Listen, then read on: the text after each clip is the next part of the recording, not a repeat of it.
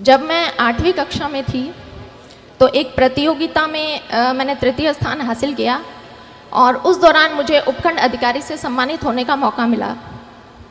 जब उपखंड अधिकारी की गाड़ी हमारे स्कूल के प्रांगण में आई तो उस गाड़ी पर लगी बत्ती को देखकर मेरा बाल मन सम्मोहित हुआ था।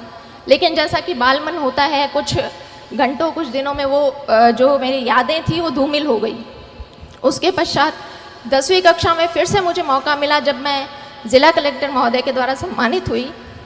उस वक्त मैंने तय किया कि इस पद में, इस पोस्ट में कुछ तो है कि इसका इतना मान और इतना सम्मान होता है। लेकिन फिर वही चीज़ें हुई कि मैं उन चीज़ों को भूल गई। 10वीं परीक्षा के बाद जब ऐच्छिक विषय चयन का प्रश्न खड़ा होता है, उस वक्त मेरी कुछ सहेलियों ने कहा कि हम तो मैथमेटिक्स साइंस लेंगे और इंजीनियरिंग करेंगे। उनकी बातें सुनकर मैं भी अपने घर गई और पारिवारिक मंच से मैंने भी ऐलान कर दिया कि मुझे इंजीनियर बनना है। उस वक्त बहुत सारे प्रश्न आए कि लड़की इंजीनियरिंग करके क्या करेगी, लड़की को इंजीनियरिंग करवाने का क्या फ़ायदा है। लेकिन वहाँ मैं धन्यवाद देना चाहूँगी अपने पिता को, जो ढाल बनकर मेरे सामने खड़े रहे और मेरे इस निर्णय का पूरा उन्होंने सम्मान किया और मुझे इंजीनियरिंग की पढ़ाई पूरी करवाई।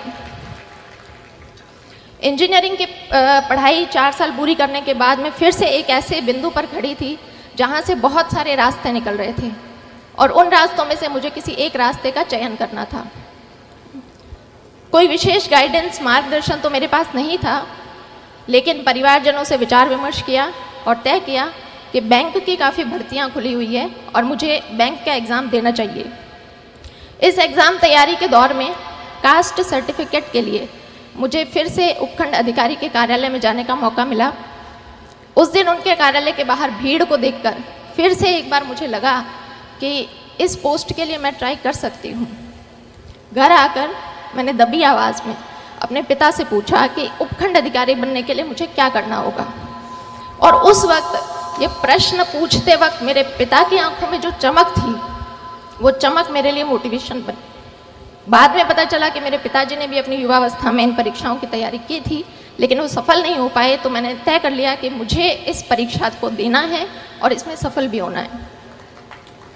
तो इसी तरह से आप भी अपना सेल्फ मोटिवेशन देखें, कौन सी ऐसी चीज़ है जो आपको अपनी जर्नी के दौरान मोटिवेटेड रख सकती है। मैंने आरएस 2013 की परीक्षा दी, उसमें मेरी 77वीं रैंक से चयन हुआ। लेकिन चूँकि आरएस के पद कम थे, इसलिए मुझे राजस्थान लेखा सेवा अलॉट हुई। मैंने दोबारा प्रयास किया और 2016 में मुझे प्रॉपर आरएस मिला। तो आज जब ये बच्चे किसी परीक्षा की तैयारी करने के लिए आए हैं, तो एक पैटर्न होता है कि हमारा एक समूह बनता है, हमारा एक ग्रुप बनता है। मैं आप सभी लोगों से अनुरोध करूंगी कि अपने उस ग्रुप का चयन बहुत सोच समझ कर करें। जब मैंने प्रारंभिक परीक्षा अपने घर से तैयारी करके पास की, मेंस के लिए मैं जयपुर गई। वहाँ पर शुरुआती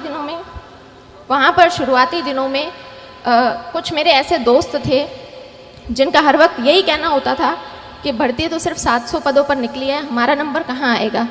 हमसे पहले भी बहुत से बच्चे हैं जो तैयारी कर रहे हैं, हमारा नंबर कहाँ आएगा।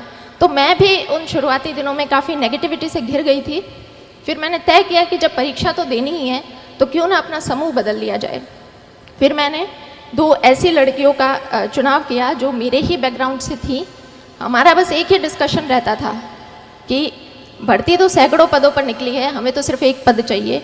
और आज हम तीनों लड़कियां आरएस अधिकारी हैं और वो जो ग्रुप जो नेगेटिविटी की बातें करते थे वो आज भी आरएस की परीक्षा दे रहे हैं। इसलिए आप